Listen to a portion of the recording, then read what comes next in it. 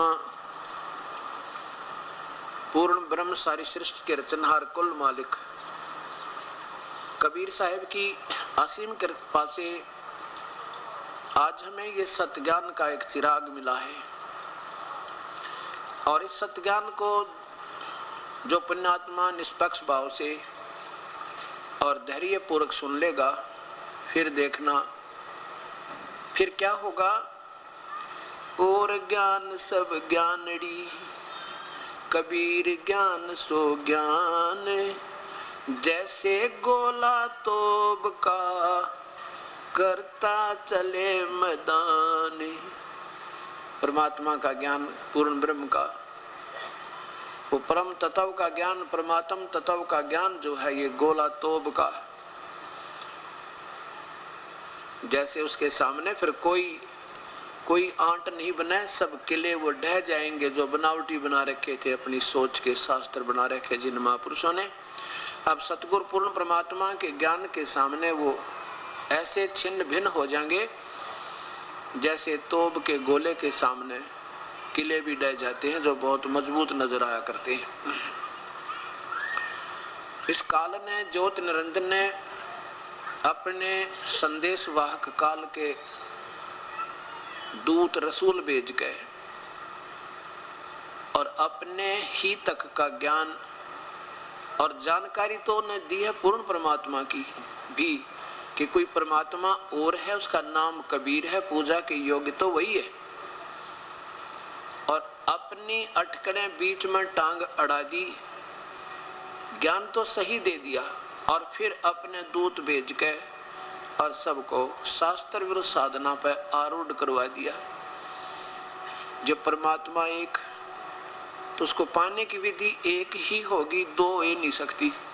वो प्रमाण कहाँ से मिलेंगे? वो हमारे पवित्र शास्त्र देंगे। चारों पवित्र धर्मों के पवित्र शास्त्र हमें प्रमाण देंगे जिसके आधार पर हम इसको समझ सकेंगे और हमें इसका विश्वास होगा कि वास्तव में ये कौन सा वो मार्ग, कौन सी विधि है प्रभु को पाने की, कौन है वो प्रभु जिसको हमने पाना चाहिए।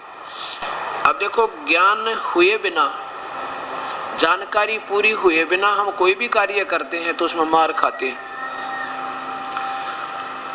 जब बच्चा कोई ट्रेनिंग करने की सोचता है शिक्षा में, तो उसको पहले इस बात का ज्ञान होता है कि मैं कौन सी ट्रेनिंग करूं, कौन सा कोर्स करूं जिससे मुझे क्या लाभ होगा। लेकिन भक्ति मार्ग में हमने कुछ भी नहीं सोचा, हमने कहाँ जाना है, क्या उद्देश्य है, कौन सा रास्ता ठीक है करना नहीं है। अब हम क्या सोचें? सोचना तो उन्होंने चाहिए था जो संत जन है, जो गाइड है हमारी, जो मार्गदर्शक हैं, उन्होंने सोचना चाहिए था कि तुम जो रास्ता बता रहे हो ये मैप के आधार पर है या वैसे तुक्के लगा रहे हो। मैप कौन सा? हमारे चारों धर्मों के पवित्र शास्त्र, जिसमें सब एक नंबर पर कबीर परमेश्वर की अपने द्वारा रची हुई अपनी ही महिमा की वाणी, अपने सारे ब्रह्मांडों की रचना और अपनी महिमा जो बताई है, और उसी के साथ उसी नंबर में उन महापुरुषों ने जिन्होंने उस परमेश्वर को आंखों देखा, सतलोक में सतपुरुष को सचखंड में, उनमें कौन कौन है? आदरणीय श्री गरीबदास जी, आदरणीय श्री दादू साहेब, आदरणीय श्री धर्मदास जी, आदरणीय श्री मुल्कदास जी, आदरणीय श्री रामानंद जी महाराज, आदरणीय श्री गुरु नानक देव जी। इन महापुरुषों की जो वाणी है, क्योंकि उन्होंने परमात्मा को प्रत्यक्ष देखा है और उनकी वही सतीथि मिलती है, जो उनकी वाणी में वही प्रमाण मिलते हैं जो कबीर साहब ने अपने पाने की विधि और अपना स्वरूप आप ही बता रखा है, और वो मंत्र बता रखे हैं जिनसे वो परमात्मा पाया जा सकता है। उसके बाद दूसरे नंबर पर जो है ब्रह्म तक का एक नंबर का शास्त्र, ब्रह्म तक की उपासना का और ज्ञान का संकेत पूर्ण परमात्मा का भरमार है चारों वेदों में। पवित्र चारों वेद उर्फ गीता जी, चारों वेदों का सार गीता जी होते है। और गीता जी से संबंधित उन्हीं से मिलता जुलता ज्ञान पवित्र बाइबल का और पवित्र कुरान शरीफ और कुरान मजीद, ये दोनों की दोनों, कुरान शरीफ कुरान मजीद, ये हजरत मोहम्मद जी को ही प्राप्त हुई है, जैसा आज सुबह के सत्संग में आपने सुना। अब हमने ये देखना है कि फिर नाना प्रकार के धारणाएं कैसे हुई, ये क्यों बनी, जिसके कारण ये सारा भक्त समाज भ्रमित हो गया अब किसी पर विश्वास ही नहीं रहेगा। ये ऐसा कर देंगे संत कुछ दिनों में कि ये नास्तिक हो जाएंगे। ये प्यारी आत्मा जो प्रभु की तरफ में चली थी, इनको नास्तिक बना के छोड़ देंगे, क्योंकि सबकी अपनी अपनी थ्योरी बेसलेस, ना कोई आधार नाम लेते हैं। देखो गीता का श्लोक, और उस गीता के श्लोक का अंश भी नहीं होता, जो वो कथा सुनाते हैं उसका कोई सार भी मिलता भी नहीं आपस में। अब जैसे अब सबसे पहले हमने निर्णय करना पड़ेगा कि हम क्या कर रहे हैं वो ठीक है या नहीं, उसके बाद फिर हम भक्ति करेंगे। फिर तो निसंशय होकर करेंगे, फिर कोई दिखता को नहीं, फिर तो बस अपनी जितने भी कदम रखेंगे वो मंजिल की तरफ होंगे। अब तो बगैर किसी उद्देश्य के हम इधर उधर चल रहे हैं। कोई कहता इधर भगवान है, कोई कहता इधर भगवान है, कोई पूर्व, कोई पश्चिम, कोई उत्तर या दक्षिण, सब भरमते फिर रहे बेचारी ये प्यारी आत्माएं। जैसा आज सुबह के सत्संग में प्रसंग चल रहा था कि परमात्मा की जानकारी केवल इस काल तक ही सब सीमित हैं, चाहे वो अभी तक वर्तमान में ईसाई धर्म, चाहे मुसलमान धर्म, इस ब्रह्म तक, ज्योति निरंजन तक, इसको सदाशिव कहो, इसको महाशिव कहो, चाहे ब्रह्म को भावे काल कहो, और सारा हिंदू समाज इससे भी नीचे सदाशिव यानी ज्योति निरंजन, महर्षि लोग भी अभी तक ब्रह्म तक ही सीमित रहे। ये सदाशिव यानी महाविष्णु कहो, चाहे इसको महाब्रह्मा कहो, यही काल है, यहीं तक सीमित है। और इसकी भी विधि ठीक ढंग से इनको मालूम नहीं। जो महर्षि हुआ करते द्वापर से पहले पहले वो ओम नाम के जाप पर आधारित होकर फिर और अटकलें नहीं लगाते थे जिन्होंने भक्ति की है। तो अब वर्तमान में नाना व्याख्याएं बन गई, पहले कोई व्याख्या नहीं थी, एक ही वेदों के अनुसार वो करते थे, अपनी तरफ से वो कोई सोच और उससे अलग नहीं देते थे। जो अपनी सोच उन्होंने भगवान को समझा, जैसा जाना, वो अलग शास्त्र जरूर बना दिए, लेकिन साधना केवल ओम नाम से प्रारंभ किया करते थे। अब जैसे सुबह के सत्संग में प्रसंग चल रहा था कि जैसे मुसलमान धर्म बना, कोई वो काल जो है ज्योति निरंजन जिसको सदाशिव भी कहते हैं, वो उसने कसम खाई है मैं कभी किसी के सामने एज इट इज जैसा मैं हूं कभी प्रत्यक्ष नहीं होऊंगा। इसलिए संतों ने, ऋषियों ने ओम नाम के जाप से मेडिटेशन कर करके वेदों वर्णित विधि से चेष्टाएं की, पर वो नहीं मिले। इसलिए उन्होंने अपनी सोच से बता दिया वो तो निराकार है और केवल एक ज्योत दिखाई देती है। देखो परमात्मा अलग चीज है, ज्योत अलग चीज होती है। अब जैसे ब्रह्मा कुमारी वालों ने सुबह प्रसंग चल रहा था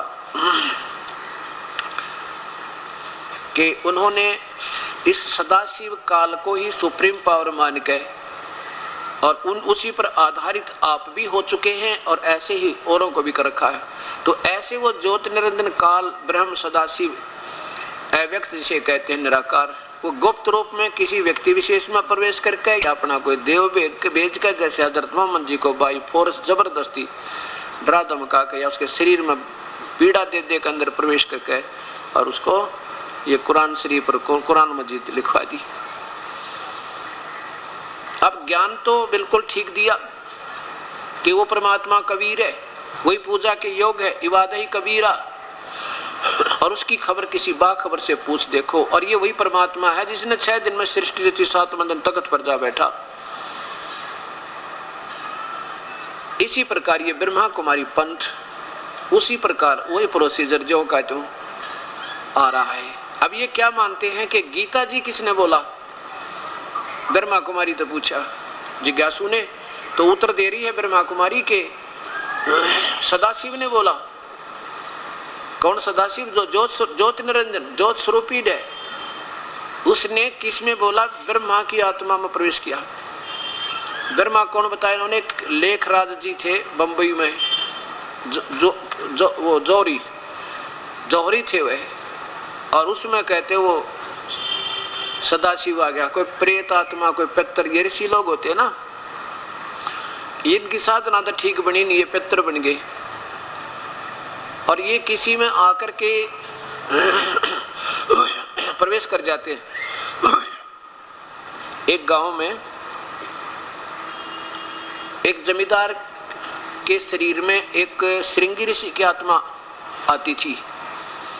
उसका टाइम था शाम का 4 और 6 के बीच में आ जाती थी और वो फिर संस्कृत बोला करती।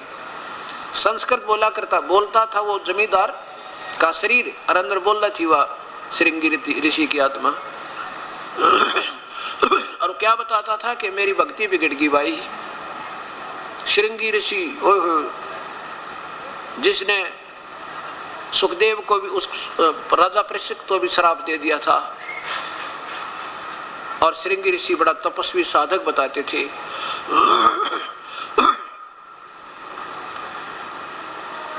अब ऐसे वो आत्मा, अब वो कुछ भी सट्टे मारे, संस्कृत उसको आती थी, क्योंकि आत्मा के अंदर ये पुराने संस्कार विद्यमान रहते हैं अंतःकरण में, जीव आत्मा में। जीव जो है, ये जीव जो कहलाता है, ये आत्मा समेत है। और जब जीव खत्म हो जाएगा, केवल आत्मा रह जाएगी, जीव नहीं रहेगा फिर।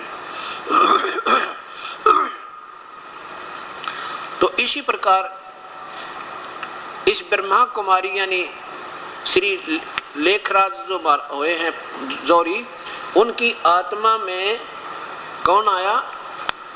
कोई प्रेत आ गया, और वो कोई ऐसे ही अधूरे सुधूरी साधना करने वाला, जिसकी वैसे ही, क्योंकि अंदर जब ध्यान लगाएंगे समाधिस्थ हो जाएंगे ब्रह्मांड का, ना जाने कौन से लोक में असंख्य इतना इंद्र जाल बताते हैं ना, इतना इसमें कबाड़ पर रखा काल ने, इस सारे ब्रह्मांड में ना जाने कौन से में समाधि पहुंच जा, और वही रचना कर रखी इसने, कितने लोगों की अलग अलग से अपने हिसाब से, अब मतलब छोटे छोटे द्वीपों की। ये ब्रह्मा विष्णु महेश चक्कर में पड़ गए। बता इस लेखराज ने कैसे कैसे समझ में आने देगा ये काल। अब देखना ये कौन बताए कि जिनके शरीर में वो प्रवेश किया। ये देखो, ये है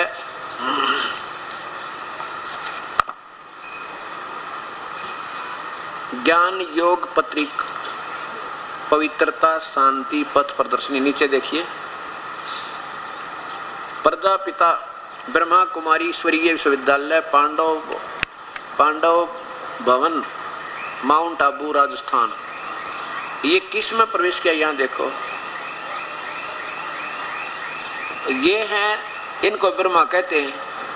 इनका लेखराज शर्मा नाम था, और एक जौहरी थे, ये जौहरी, इसमें वो प्रेत आत्मा आ गई।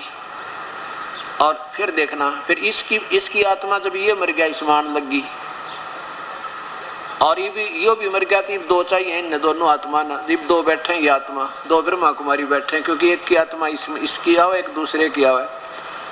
उसको सदाशिव की आत्मा कहते हैं कि वो आती है ब्रह्मा की आत्मा, इसको ब्रह्मा बताया महापुरुषों ने। और कहते शिव की आत्मा तो ब्रह्मा में आवे, ब्रह्मा की आत्मा इसमें आवे, और जब यह बोले और फिर ज्ञान देवे। और ये कौन शिव कौन है? सदाशिव, वही जिसने गीता बोली थी वही है। एक सवाल सदाशिव श्री कृष्ण कहते, वो श्री कृष्ण में प्रवेश करके, ये देखो, ये है पिता श्री ब्रह्मा। अब इसको ब्रह्मा नाम रख दिया, नाम इनका लेखराज जी था, जिनके माध्यम से परम पिता शिव ने ज्ञान दिया। यहाँ देखो, जगदम्बा सरस्वती, जिन्होंने ज्ञान वीणा द्वारा आध्यात्मिक जागृति लाई। आगे देखो, नीचे विवरण देखिएगा। जिस मनुष्य के तन में परमात्मा शिव ने प्रवेश किया, वह उस समय कलकत्ता में एक विख्यात जौहरी थे और श्री नारायण के अनन्य भगत थे। यह देखो, फिर त्रिकालदर्शी परमात्मा शिव ने उनके तन में प्रवेश किया। उनके मुख द्वार ज्ञान एवं योग की द्वारा, उनके मुख के द्वारा भीतर भूत की तरफ प्रवेश करके कोई, और ज्ञान एवं योग की शिक्षा देने वाले सभी ब्रह्मा कुमारों और ब्रह्मा कुमारियों में जो श्रेष्ठ थी, उनका इस अलौकिक जीवन का नाम हुआ जगदम्बा सरस्वती। वह यज्ञ माता हुई। अब देखो, फिर ऊपर ये पूरा पीछे किया, पीछे देखो,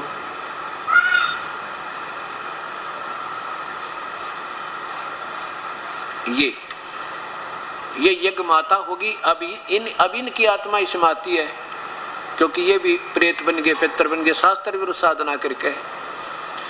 अब हमने इन बातों को देखना है प्रेम पूर्वक।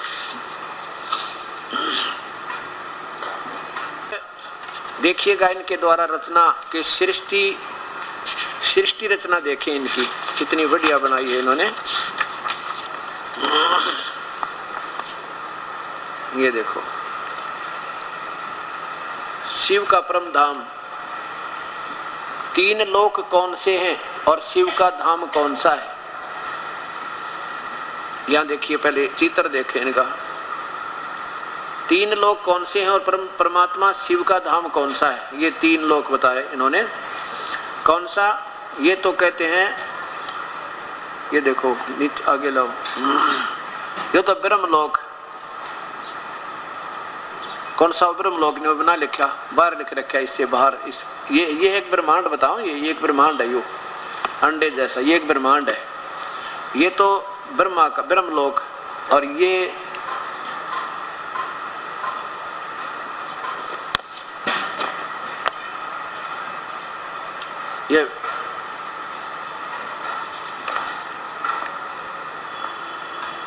और ये इधर लिख रखा है सूक्ष्म लोक। ये देखो इधर लिखा है सूक्ष्म लोक,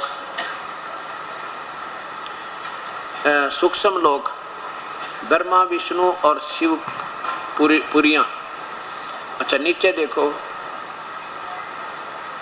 ये है साकार मनुष्य लोक, ये तय साकार मनुष्य लोक, और ये यहाँ ऊपर देखो और पीछे कर लो, ये दिखा रखी है, ये इनकी पुरियां, ये कोई जिक्र भी नहीं कहाँ वो पुरियां।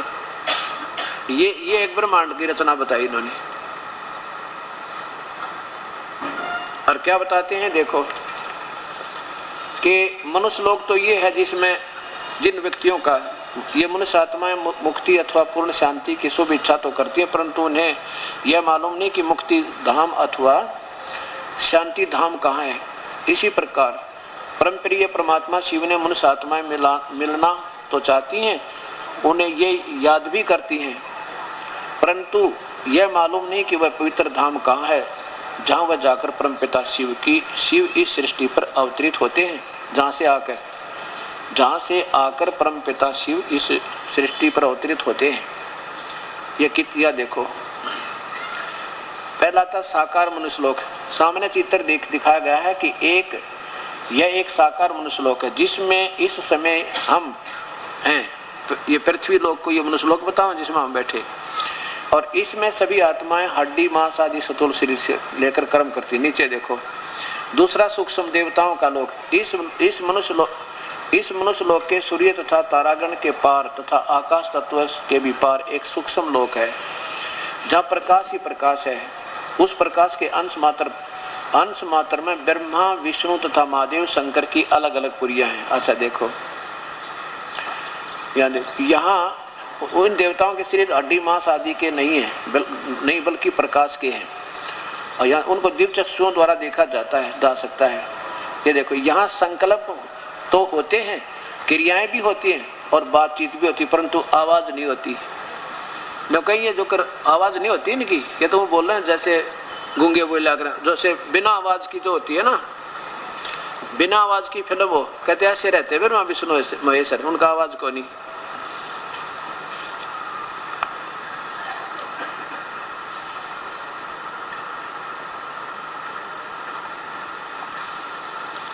और तीसरा बताते हैं ब्रह्मलोक। ये वो लोक है जिसमें केवल एक बिंदु दिखाई देता, बिंदु, जो केवल एक बिंदु दिखाई देता है वो लोक है ये।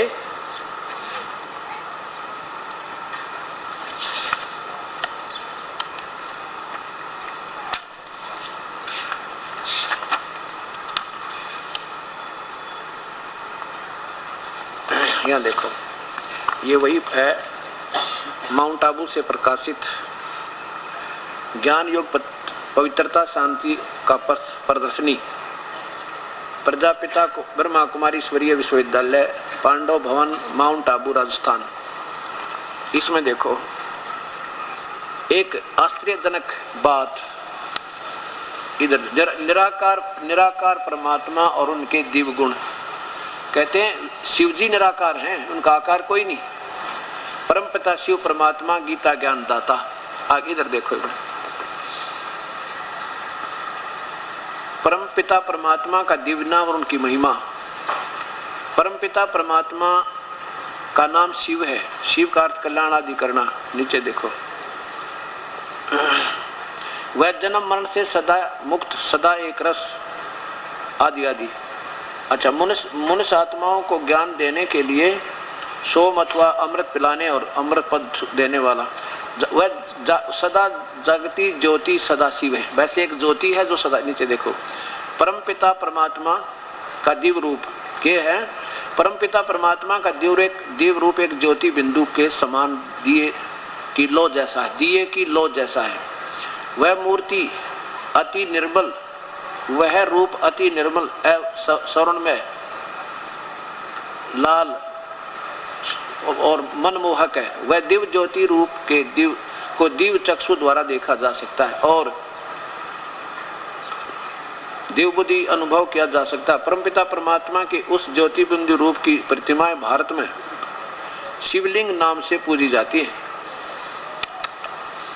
अवतरण के बाद महाशिवरात्रि भी मनाई जाती है। निराकार का अर्थ ये देखो, लगभग सभी धर्मों में अनुयायी परमात्मा को निराकार मानते हैं, परंतु इस शब्द से वे यह अर्थ लगाते हैं कि परमात्मा का कोई आकार रूप नहीं है। और क्यों अर्थ होगा इसका? निराकार का अर्थ ये जो कुछ भी ना दिखे, अपनी थ्योरी बना के क्या कहते हैं, नहीं। जब परमपिता परमात्मा शिव कहते हैं कि ऐसा मानना भूल है। वास्तव में निराकार का अर्थ है कि परमपिता साकार नहीं है, अर्थात न उसका कोई मनुष्य जैसा स्थूल शारीरिक आकार है और न देवता जैसा स्थूल सूक्ष्म शरीर आकार, बल्कि उनका रूप अशरीरी और ज्योति बिंदु के समान है। बस ज्योति बिंदु के समान। बिंदु, अब देखो, बिंदु को तो निराकार ही कहेंगे, अपने घर की गडरे। अब देखो, बिंदु से कितना ही छोटा है तो आकार तो होगा। अब जैसे कोई आप लगा दो, क्या कहोगे भाई, अब कितना ही कोई छोटा बिंदु रख लो, उसका भी आकार बनेगा। ये तो ज्योत, दिए की ज्योत बतावे, दिए की ज्योत। अब मान लीजिए हम ये छोटा सा आकार बना देते हैं, ये देखो। अब इसको क्या कहेंगे, इससे भी छोटा बनाएंगे, न्यू कहेंगे अभी गोलाकार है।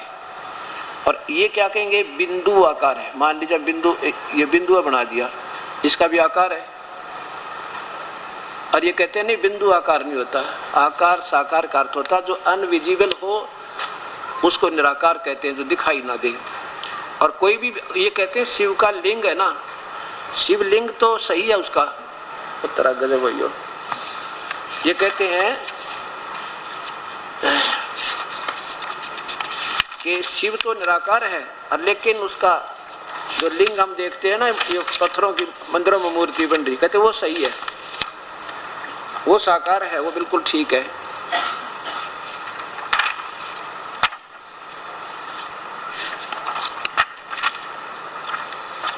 ये देखो है इसी की, ये वही किताब है।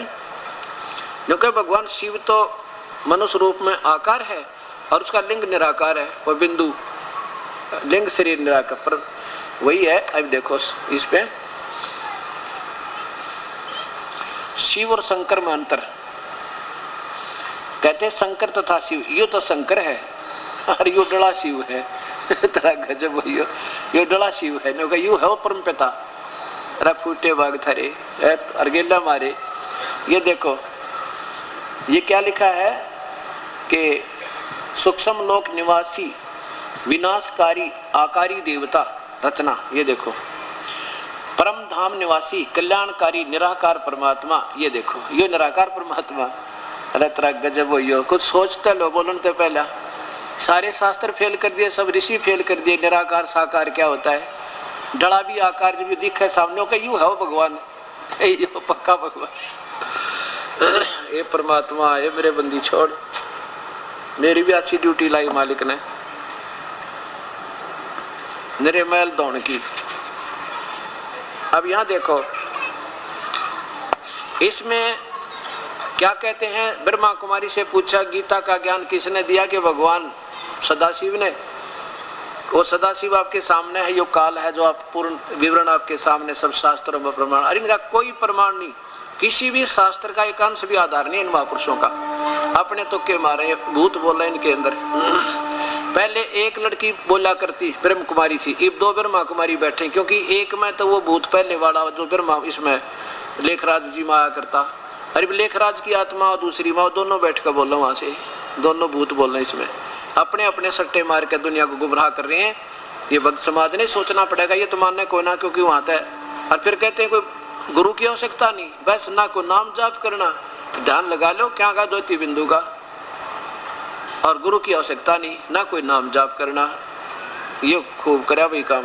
अब देखो साप्ताहिक पाठ्यक्रम, ईश्वरीय ज्ञान का साप्ताहिक पाठ्यक्रम, प्रजापति ब्रह्मा कुमारी ईश्वरीय विश्वविद्यालय, पांडव भवन, आबू पर्वत, राजस्थान। अब इसमें देखो क्या पूछा है कि ब्रह्मा कुमारी जी से, प्रश्न नंबर 143 पे, यहाँ देखो किसी ने पूछा, बहन जी यह जो रहस्य आज आपने सुनाए हैं वो बहुत ही नए और गुह्य हैं। नीचे सुनो, पहले यहीं से चलते हैं। ये क्या बताती है, ये क्या गीता के भगवान को जानना जरूरी है? ब्रह्मा कुमारी पूछती है, से पूछा। हाँ, जीवन में पवित्रता, सुख और शांति के लिए, प्राप्ति के लिए साथ तो इस प्रश्न का बहुत गहरा संबंध है कि पहली को जानने से ही तो मनुष्य मुक्ति और जीवन मुक्त अर्थात का अधिकारी होता है। आप पूछेंगे कैसे?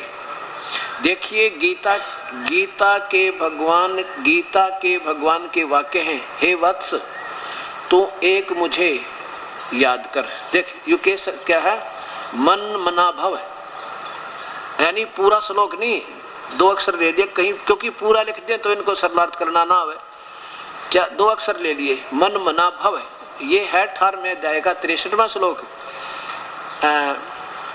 18वें अध्याय का 65वां, और नीचे 4 अक्षर ले लिए कि मैं तुझे सब पापों से मुक्त कर दूंगा, ये ले लिया, सर्व पापे भय मोक्षामि, ये 18वें अध्याय का 66वां श्लोक के 2 लाइन ले ली हैं। कहते हैं अब प्रश्न उठता है कि ये महावाक्य किसने बोले, क्या श्री कृष्ण ने बोले या किसी और ने? कहते हैं किसके हैं? श्री कृष्ण देवता के या ज्योत स्वरूपी परमात्मा शिव के?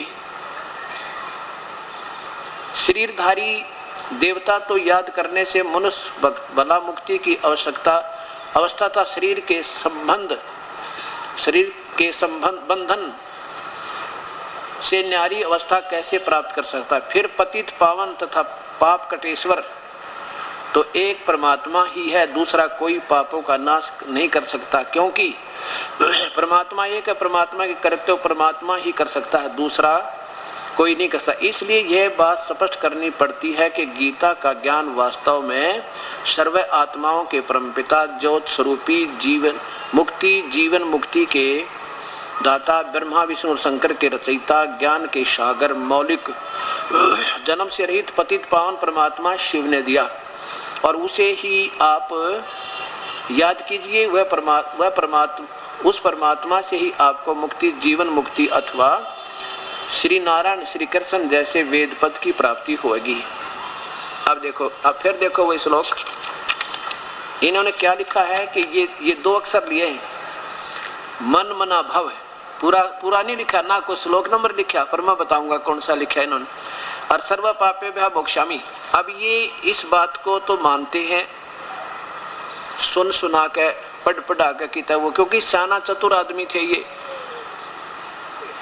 ये लेखराज जी, और फिर ये और इससे भी कोई शाना भूत था वो इसमें आ गया। अब ये क्या बताते हैं कि जो ज्योत स्वरूपी निरंजन काल है ये सदाशिव है, बिल्कुल, और ये तो काल है जैसे आप देखिएगा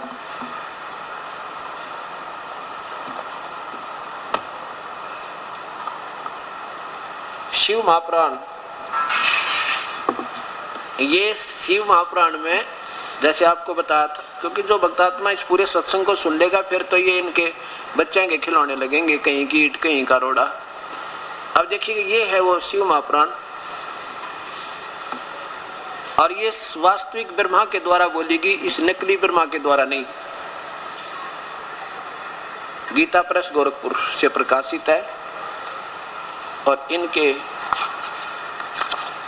संपादक हनुमान प्रसाद पोदार और मुद्रक हैं गीता प्रेस गोरखपुर। इनके रुद्र संहिता अध्याय नंबर 6 में प्रश्न नंबर 100 पे सिर्फ इतना ही दिखाऊंगा कि ये काल जो है, ये काल और दुर्गा, यही काल ज्योति निरंजन, जिसको सदाशिव भी कहते हैं, इसको काल भी कहते हैं और इसी को ब्रह्म भी कहते हैं। संक्षिप्त रुद्र संहिता प्रश्न नंबर 100 पे अब देखो, ये महादुर्गा की महिमा है, दुर्गा की महिमा है जो महापार्वती रूप में इस काल के साथ ब्रह्मलोक में रहती है। उस पराशक्ति को प्रधान प्रकृति गुणवती माया बुद्धि तत्व की जनित विकारित बताया है। वह शक्ति अंबिका कही गई है, जिसको प्रकृति सर्वेश्वरी त्रिदेव जननी ब्रह्मा विष्णु महेश की माता भी बताया है, कहा गया है। नित्य और मूल कारण भी कहते हैं। सदाशिव द्वारा प्रकट की गई उस शक्ति की 8 भुजाएं। अगर ये कोई समझदार भी बोल रहा होता, साथ में ये भी बताता ब्रह्मा विष्णु महेश के माता पिता कौन है, पिता वो तो बता दिए कि सदाशिव न रचे, इनकी माँ कौन है, अर्थात अल्पज्य है ये जो इसके अंदर बोल रहा है। सुनी सुनाई कोई कथा सुन दी भूत ने, अरे वो ऐसे बोल रहा है। अब देखो नीचे, तीनों ब्रह्मा विष्णु महेश की माता दुर्गा है। और ये सदाशिव कौन है? वे जो सदाशिव हैं वे परम पुरुष ईश्वर शिव शंभु और महेश्वर कहते हैं। वे ऊपर देखो, वे अपने सारे अंगों पर भस्म रमाए रहते हैं उन काल रूपी ब्रह्म ने। ये काल कहो चाहे ब्रह्म कहो, सदा शिव कहो, ये है वो काल जो वास्तव में जिसने गीता बोली। ये कौन है? ये ज्योति निरंजन, और ये गुप्त रूप में रहता है। अब इसी ने गीता बोली। ये प्रमाण ये है कि इसमें लिखा है कि अर्जुन मैं काल हूँ। ये गीता इस भगवान ज्योतिनंदन के द्वारा नो की नो बोलेगी श्री कृष्ण में प्रवेश करके, कोई बिल्कुल सही। और इसी काल ब्रह्म ने जो स्वरूपी निरंजन सदाशिव ने चारों वेदों को बोला और वो वेद फिर समुद्र में प्रवेश किए, ब्रह्मा ने मिले और ब्रह्मा ने फिर पढ़े। उसके बाद कुछ प्राकृतिक उथल पुथल के बाद ये एक ऋषि में प्रवेश करके उसी काल ने जो सदाशिव ने ज्योति निरंजन ने और फिर सबको वो दोबारा जो के तुम लिखवा दिए। ऐसे ये गीता ज्योति निरंजन ने श्री कृष्ण में प्रवेश होकर बोला, उसके बाद वेद व्यास में प्रवेश करके ये गीता जो की तुम लिपिबद्ध करवा दी, वही का और सेम बोला। इतना अक्षर का भी फर्क नहीं इसमें। और अगर ये सदाशिव बोल रहा होता तो ये उठ पटांग नहीं मारता, जय कहीं की ईंट कहीं का रोड़ा। अब ये क्या बताते हैं, कहते हो सदाशिव था उस ब्रह्मा की आत्मा में, कोई भूत बना हुआ ब्रह्मा भी तो जो क्या नाम है लेखराज जी, वो तो शरीर छोड़ चुके हैं, तो वे कहाँ हैं? कि शिव थी आवे उस माँ ब्रह्मा की आत्मा भूत, उस भूत में भूत बढ़े और फिर वो भूत बढ़े उस लड़किया में, अब जो वर्तमान में बैठी फिर वो बोल रहे। कमाल की बात। फिर सीधा क्यों ना आ जा, बाईपास के क्यों चल रहा, सीधा क्यों नहीं आ जाता थ्रो प्रॉपर चैनल? जैसे पहले आज श्री कृष्ण में ऋषि में एक ऋषि में वेद व्यास जी में बोल के चला गया, हजरत मोहम्मद में बोल के चला गया। अब दो आत्मा एक में जब वो काम चले इनका। अब देखिए इसमें 11वें अध्याय के 32वें श्लोक में कहता है कि मैं काल हूं अर्जुन और सबको खाऊंगा। ये काल बोल रहा है इस गीता को, और ये सदाशिव काल है जिसकी ये पूजा के लिए खुद कहते हैं ब्रह्मा कुमारी वाले कि इस काल की पूजा, सदाशिव की पूजा करो। और ये कहता है उस परमात्मा की भक्ति करो, मेरी भक्ति ठीक नहीं। ये परमात्मा ये तो खुद कहता है कि मेरी भक्ति तो अनुत्तम है। अब 11वें अध्याय का 32वां श्लोक देख करके आप देखिएगा। अब जिन्होंने ये लगातार सत्संग सुना है उनके तो भ्रम निवारण हो चुके हैं। फिर भी आगे भी ये सीडी बन रही है, कैसेट बनेगी। दास का उद्देश्य यही है कि हो सकता है ना जाने कब कौन प्यारी आत्मा और खोल ले अपने टीवी ने और कित भाग जगजांश के। ये वही गीता जी अध्याय नंबर 11 का श्लोक नंबर 32 देखो।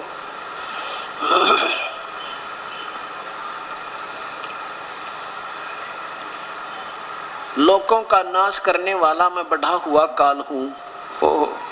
खुद कहे मैं महाकाल हूँ। वैसे तो काल है माने काल हूँ, कोई बात नहीं, महाकाल कह दे उसने। इस समय इन लोगों का नष्ट करने के लिए प्रवृत्त हुआ, लोगों को नष्ट करने के लिए प्रवृत्त हुआ हूँ। यानी अब मैं वहां से चल कर आया हूँ गुप्त स्थान से और श्री कृष्ण में प्रवेश करके बोल रहा हूँ। और इसलिए प्रतिपक्ष की सेनाओं में सतीश योद्धा लोग ये तेरे मारे बिना भी नहीं रहेंगे, न सबको मार दूंगा। ये सब तेरे बिना भी नहीं रहेंगे और तेरे युद्ध न करने से भी इन सब का नाश हो जाएगा। सिद्ध हो गया, ये काल बोल रहा है। अब आइए, जो इन्होंने 2 श्लोक बताए हैं, एक एक अक्षर लिया इन्होंने, मन मना भव, मन मना भव और सर्व पापे व्यामोक्षामि। जब ये पूरे लिख दें तो इन्हें सरलार्थ करना ना आवे, पूरा इनसे न्यू नहीं लिखा है, एक अक्षर दे दिया, बताओ उससे क्या समझे। 1-2 श्लोक के लिख देते, जब उसकी गीता का महिमा गा रहे हो, भगवान ने ऐसे ऐसे वचन बोले, तो 2-4 शब्द लिख देने थे। और ये भगवान तो कह रहा है कि मैं तो उसी परमात्मा और पूर्ण ब्रह्म परमात्मा है कोई, उसकी शरण में हूँ। 15वें अध्याय का 4था श्लोक फिर देखो, क्योंकि इनका आपस में एक दूसरे के साथ लिंक बनता है। यही 15वें अध्याय का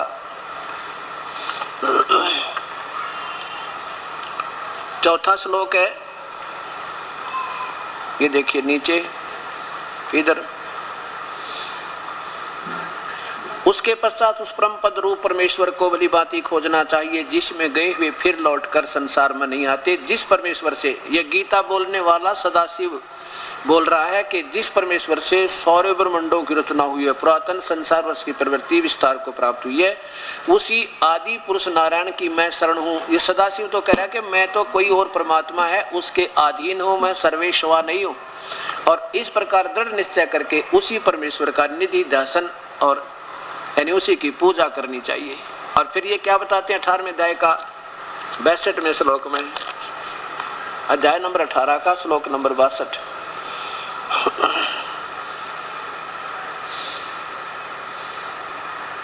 ये भारत सब प्रकार से उस परमेश्वर की शरण में जा। ये सदाशिव बोल रहा है, खुद कह रहा है कि उस परमात्मा की शरण में जा। ये काल बोल रहा है, और उस परमात्मा की ही कृपा से तू परम शांति और सनातन परम धाम को प्राप्त होगा।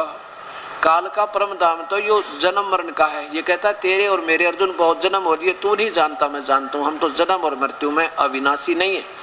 अब देखो 63 में कहा कि इस प्रकार ये गुप्त से गुप्त भेद मैंने तुझे कह दिया, क्योंकि सारी गीता बोल दी।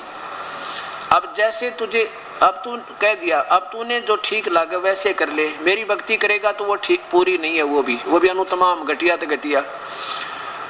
और उस परमेश्वर की करनी है तो तू सोच ले, उन संतों को ढूंढ ले। अब देखो 64वें श्लोक में क्या लिखा है, एक और गुप्त बताता हूं तुझे, गुह्यतमम भूय शरणो में परमम वचः, और गुप्त से गुप्त मेरे वचन सुन ले। इष्ट असी में दृढ़म इति, जिसमें 18वें अध्याय के 62वें श्लोक में तुझे संकेत कर रहा हूं, और 15वें अध्याय के 4थे श्लोक में संकेत कर रहा हूं, मेरा भी पूज्य देव वही है। ये सदाशिव कह रहा है, ये ज्योति निरंजन काल कह रहा है। मेरा इष्ट, मेरा भी पूज्य देव, इष्ट माने पूज्य देव, असी माने है, मैं माने मेरा, दृढ़ माने पक्कम पक्का, नो डाउट, बगैर निसंशय, यही तत्वक्ष्यामि ते हितम, ये तेरे हित में कहूंगा मैं और किसी को नहीं बताऊं। आगे देखो, ये इन्होंने इष्ट का अर्थ प्रिय कर दिया। अब 65वें में वो शब्द है इनका जो कहते हैं मन मना भव। अब ये है 65वां श्लोक, इसमें क्या बताया कि मन मना भव, बस ये 2 लाइन ले ली, 2 ये पूरा श्लोक लिखते हैं कि कलम घसैती भाई, ताकि पता लग जाता है। आम आदमी तो नहीं सोचा ना कौन से श्लोक का है, कौन से का ना है। अरे दास ने तो के ऊपर कृपा परमेश्वर की, इनके संकेत ही समझ जाते हैं कि ये कहाँ बोल रहे हैं, कौन सा स्टेशन पकड़ गए। इनके तो 1 मिनट में कोई से स्टेशन पे, 1 मिनट में कोई से स्टेशन पे, इनका कोई ध्येय नहीं कि कौन सा स्टेशन बोल रहा है इनका रेडियो का। अब देखो क्या गीता का ज्ञान, क्या गीता का क्या गीता का ज्ञान भगवान को जानना जरूरी है। हाँ जरूरी। देखो क्या लिखा है, मन मना भव, बस यहाँ देखो, हे वत्स तुम एक मुझे याद कर, मन मना भव, और फिर सर्व पापे व मोक्षामि, ये 18वां अध्याय है। अब प्रश्न उठता है कि ये वाक्य बोले किसने, कृष्ण जी ने बोले या सदाशिव ने, ज्योति निरंजन ने बोले। स्वयं कहते हैं कि ज्योति निरंजन ने बोले ये देखो 144 पे 143 पे आप देख रहे थे, ये इधर देखो 144 पे। ये वाक्य किसके हैं? श्री कृष्ण देवता के या ज्योत स्वरूप परमात्मा शिव के? हाँ, ज्योत स्वरूपी शिव के हैं। परमात्मा ज्योत स्वरूपी शिव ने ही गीता का ज्ञान वास्तव में सर्व आत्माओं के परमपिता ज्योत स्वरूप जीवन मुक्त के दाता ब्रह्मा विष्णु और शंकर के रचयिता ज्ञान के सागर लौकिक जन्म रहित पतित पावन परमात्मा शिव ने दिया। ये ज्योति निरंजन शिव ये काल ने दिया। अब ये क्या कहता है? अब देखो 18वां अध्याय का 65वां श्लोक देखो, इसमें क्या लिखा कि मन मुझ में मन वाला हो, 65वां चल रहा है, मुझ में मन वाला हो, मेरा भक्त बन, मेरा पूजन करने वाला हो, मुझको प्रणाम कर, ऐसा करने से तू मुझे ही प्राप्त होगा, यह मैं तुझसे सत प्रतिज्ञा करता हूं, क्योंकि तू मेरा अति प्रिय है। यहाँ प्रिय मैंने ठीक लिख दिया, प्रिय। अब काल कहता मेरी शरण में आता है तो नीचे के ब्रह्मा विष्णु महेश और देवताओं की पूजा त्याग दे, तो उनसे अच्छी राहत मैं दे दूंगा, लेकिन मेरी पूजा भी अनुतमाम घटिया तो घटिया है। यहाँ देखो ये काल कहता है कि लेकिन मेरी पूजा तो बिल्कुल व्यर्थ है। यहाँ देखिएगा, मेरी भी पूजा कति गलत है। अध्याय नंबर 7 का श्लोक नंबर 18।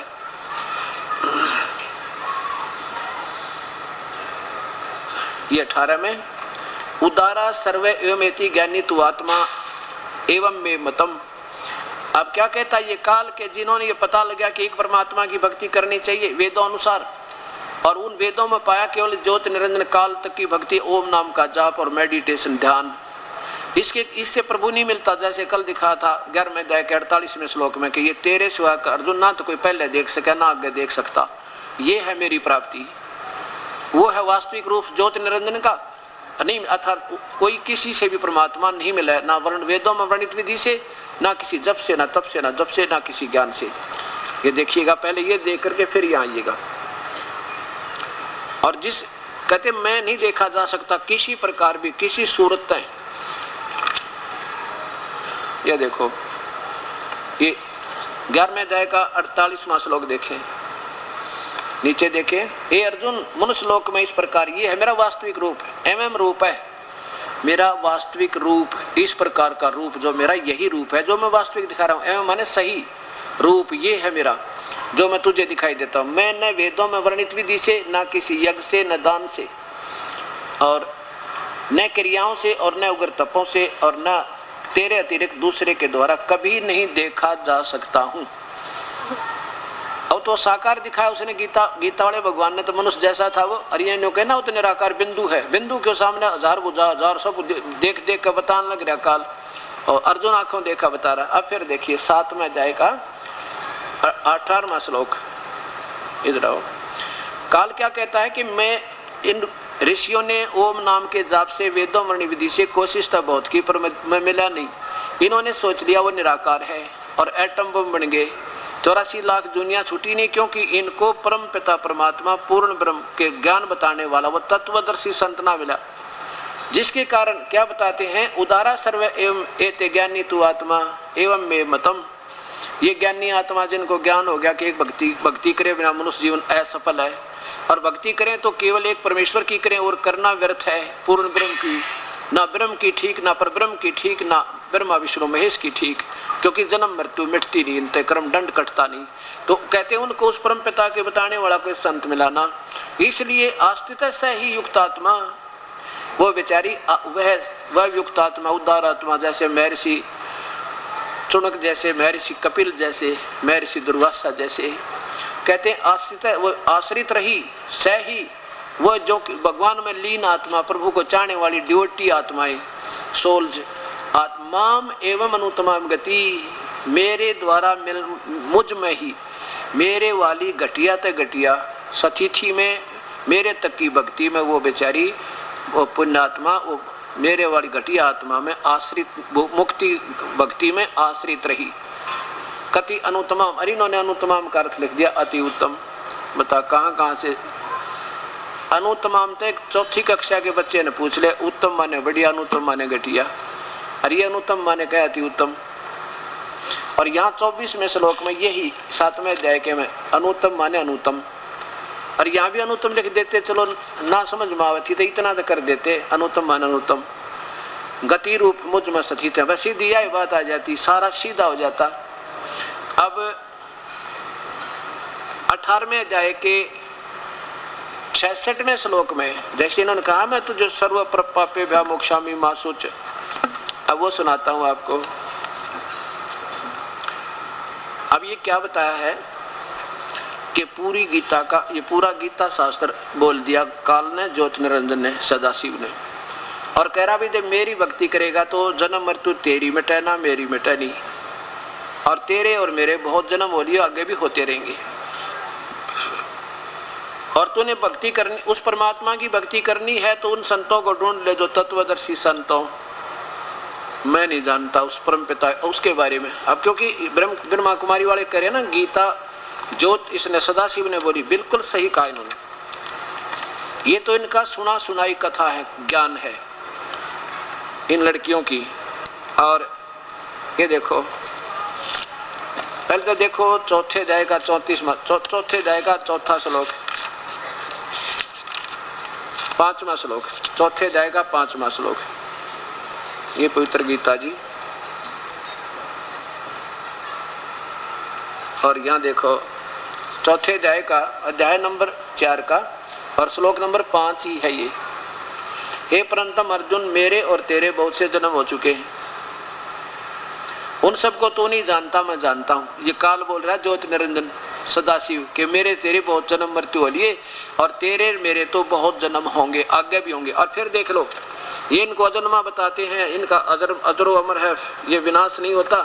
ये स्वयं दूसरे अध्याय के अंदर 70वें श्लोक में कहता है, दूसरे अध्याय के 70वें श्लोक में कि नाश रहित तो उसको जान। अब देखो ये दूसरे अध्याय का 12वां श्लोक लो, दूसरे अध्याय का श्लोक नंबर 12, यहाँ देखो, न तो ऐसा है कि मैं किसी काल में न था, अथवा तू नहीं था, अथवा ये राजा लोग नहीं थे, और ऐसा भी नहीं है कि और न ही थे, और ऐसा भी नहीं है कि इससे आगे हम सब नहीं रहेंगे, अर्थात तेरी और मेरी जन्म मृत्यु होती रहेगी। अब 70वें श्लोक में देखो, कहते हैं नाश रहित तो उसको जान तू, ये दूसरे अध्याय का है, ये 70वां श्लोक है।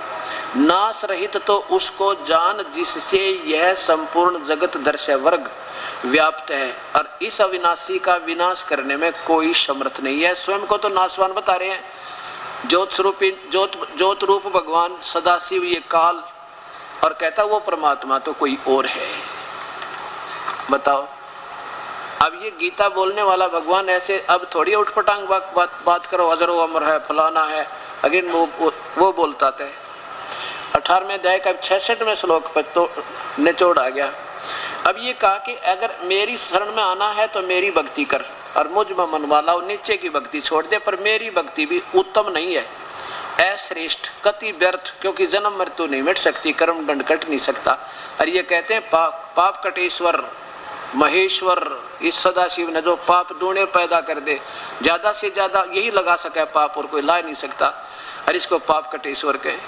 अब देखो, अब कहते हैं, अब 66वें श्लोक का क्या इन्होंने दिया है, बस ये दिखा है सर्व पापेभ्यो मोक्षामि, बस ये इतना हिंट लिख के और छोड़ दिया।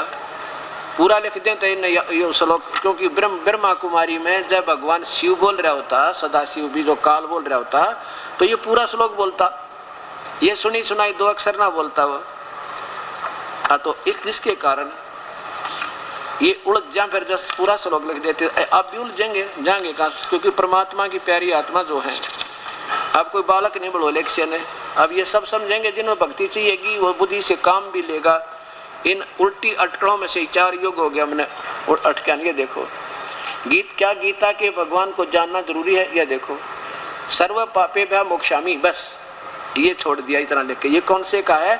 18वें अध्याय का 66वां श्लोक। ये ऊपर देखो अध्याय नंबर 18 का और श्लोक नंबर 66 है। इसका केवल ये हिस्सा ले लिया, सर्वे पापेभ्यः मोक्षामि। क्या अर्थ है कि सर्वधर्मान परित्यज्य माम एकम शरणम व्रज। सर्वधर्मान, सभी धर्मों की, सभी धार्मिक पूजाओं को, मेरे लेवल की जितनी भी धार्मिक पूजाएं मुझ में, माम माने मुझ में, परित्यज्य माने छोड़ के, मुझ में सब मेरी पूजाओं को छोड़ के एकम शरणम व्रज।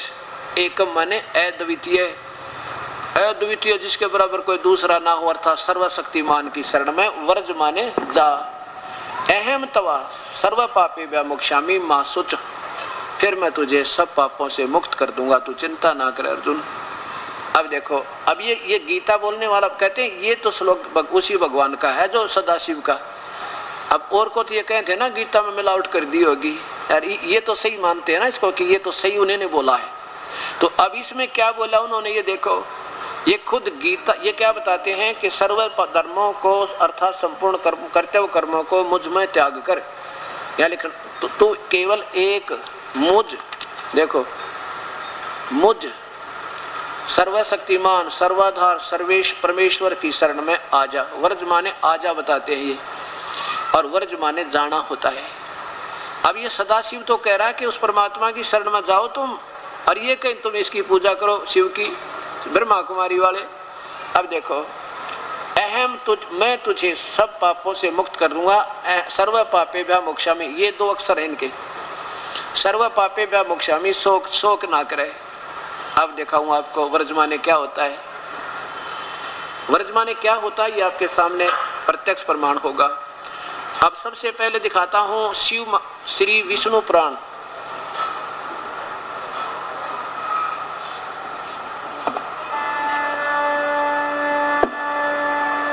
ये श्री विष्णु पुराण, और ये भी गीता प्रेस गोरखपुर से प्रकाशित है। इसमें व्रज माने जा, और ये कहते हैं आजा, और व्रज माने होता है जाना।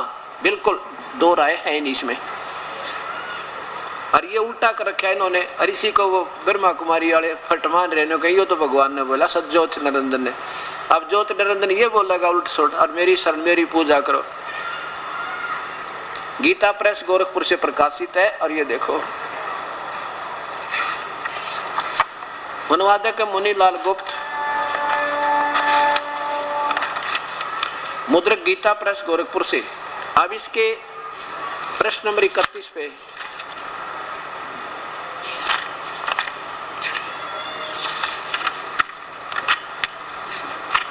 ये देखो, ये प्रश्न नंबर 31 अध्याय नंबर 2, अध्याय नंबर 9, यहाँ देखो नीचे ये 35 नंबर श्लोक में, ये मंत्र 34, ये 35। प्रावेशरम शरणम व्रज, ये वही वह कहता रह जय व्रज, व्रज माने जा। यहाँ देखो ये 34वां श्लोक समाप्त हो गया। यहाँ 35 में कहा है तुम दैत्यदलम प्रावेशरम, भगवान विष्णु की शरण में जाओ। बिल्कुल ठीक है, नो डाउट। जाओ माने चले जाओ, व्रज माने जाना, आना नहीं होता, जाना। ये कहते हैं आजा। अच्छा, ये तो इन्हीं के द्वारा ये सही किया है ना, निष्पक्ष भाव से। और यहाँ ये असमंजस में पड़ गया कि ये परमात्मा और किसके बारे में कह रहा है वहां जाओ, क्योंकि ये तो श्री कृष्ण मानकर सर्वेश्वर माने बैठे इसको। अब यहाँ देखो, ये संस्कृत शब्दकोश, संस्कृत और हिंदी शब्दों में विशेष अंतर नहीं होते। ले देखो, संस्कृत हिंदी शब्दकोश वामन शिवराम आप्टे के द्वारा, और इसमें क्या लिखा है, वह का तल रह और जय व्रज, वह का तल रह जय व्रज। व्रज माने जाना, चलना और प्रगति करना। और नीचे देखो वर्जन, ये क्रिया बन जाती है वर्जन। वर्जन माने वर्ज, वह का तल रह जय लूट, घूमना फिरना, यात्रा करना, निर्वासन, देश निकाला। और ये कहते हैं आजा,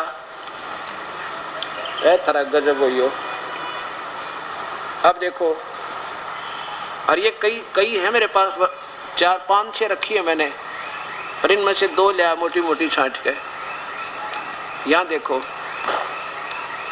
ये नीचे वर्जन,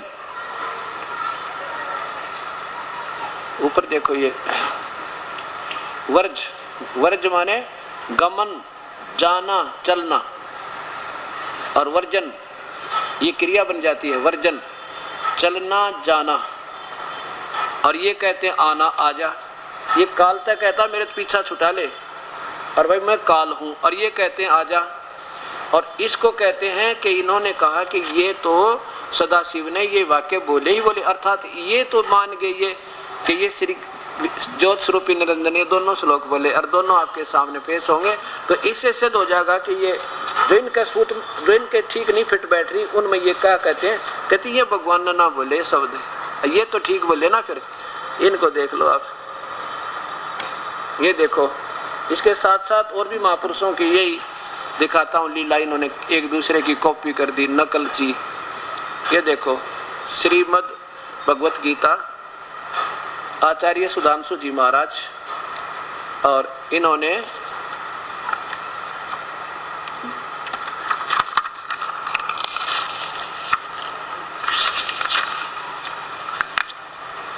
ये कहां से प्रकाशित है ये भी देख लो।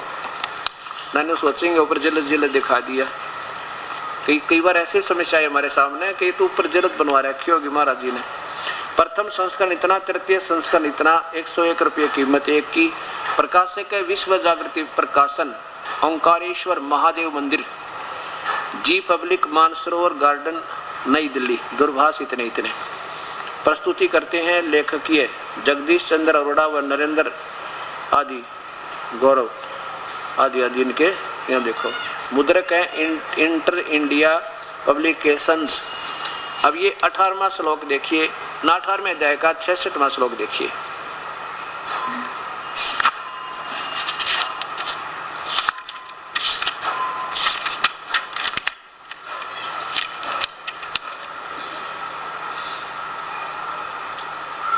अध्याय नंबर 18 का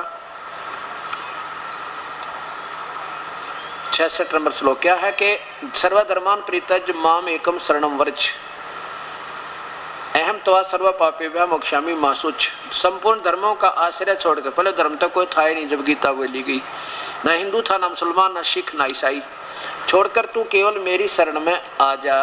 और व्रज माने अभी आपको दिखा, जाना, चला जाना, देश निकाला लेना, यानी मेरे से पीछा छुड़वाना, और मैं तुझे सब पापों से मुक्त कर दूंगा, चिंता मत कर। काल कहता है, काल कहता है कि मैं मेरा ऋण दे दे और फिर चला जा बेच सकता है। और ये कहें क्या कह रहे हैं कि काल, ये भगवान कह रहा है कि मेरे पास से जाइए मत और मेरे अंदर रह तू। अब देखो सामने कोई पोस्टर लगा हो, कोई साइन बोर्ड लगा रखा हो गवर्नमेंट ने इंस्ट्रक्शन के लिए भी, आगे मत जाओ, वो भयंकर रास्ता आगे, भयंकर बियाबान जंगल है, और या कोई खतरा है इसमें, और वहाँ कोई खड़ा हो मेरे जैसा पैंट कोट पहन गए, और कोई दूसरा व्यक्ति आ रहा है, वो पूछा भी क्या लिखा है इसमें, रास्ता जाना निषेध है या अलाउड है। और वो था अनपढ़ गंवार, उसने और पैंट कोट पहन के चश्मे लाए बैठा था, खड़ा था। उसने सोची जब तू ना बतावेगा तो बात बिगड़ेगी, तेरी आज बेइज्जती हो। कहने लगा बहुत अच्छा, जाओ जाओ, ऐसे लिखा कि जाओ, बहुत बढ़िया रास्ता वहाँ पर। तो वो कर दिया इन्होंने, काल के मुंह में दूने फंसा दिए। कहते हैं भगवान तो कह रहा है मेरे तो पीछा छुटवा ले, निकल जा तू, अगर तेरे बताऊं क्योंकि तू मेरा बहुत प्यारा है, रह माओ मन तेरे ते, और मैं काल हूँ, सब न खाऊंगा। उस संत ने ढूंढ ले पर जो यहाँ से तूने निकाल दे, और वो जब जाएगा ना यहाँ से तो मेरी जो तूने ये ऋण, क्योंकि हमने काल के लोक में, ब्रह्म के लोक में रहते असंख्य योग हो गए, इसके हम ऋणी हो गए बहुत गणे, इतने ऋणी हैं कि वर्णन नहीं कर सकते। आपको तो याद भी, अब कालजा पाठ जा आपने सारे बता देता है। लेकिन एक मंत्र ऐसा मिलेगा, सतनाम, सच्चा नाम, आपको ये एक श्वास की कीमत इतनी होगी पूछो मत, तब ये आपके सारे जीवन में पिछले ऋण इस काल के मुक्त होंगे। बहुत डट कर भजन करोगे जब। तो ये कहता है कि क्या हम क्या करते रहे, ओम नाम के जाप से ज्योति निरंजन की भक्ति करके ऋषि बनकर, और इसका माल यही खाते रहे, जैसे दान धर्म करके। कहाँ स्वर्ग में चले गए, देवता बन गए, महास्वर्ग में चले गए, वहाँ हजारों युगों तक रहे, और फिर नरक में जाना पड़ा, फिर 84 लाख दुनिया भोगनी पड़ी। इस कारण जो का तो रह गया हमारे ऊपर। अब हम क्या करेंगे कि इसके रेस्टोरेंट में या पूंजी बर्बाद नहीं करें अपनी, और इसको दे देंगे कि आप संभालो हमें, या कुत्ते के दे मत बनाइयो, अपना ये पकड़ो, ये तो एक मंत्र देंगे हम आपको, इसको दे देंगे और ये फिर हमारे को छोड़ देगा। ये कहता है कि भाई उसकी शरण में जाना है तो मेरे सब कर्ज तार जा तू।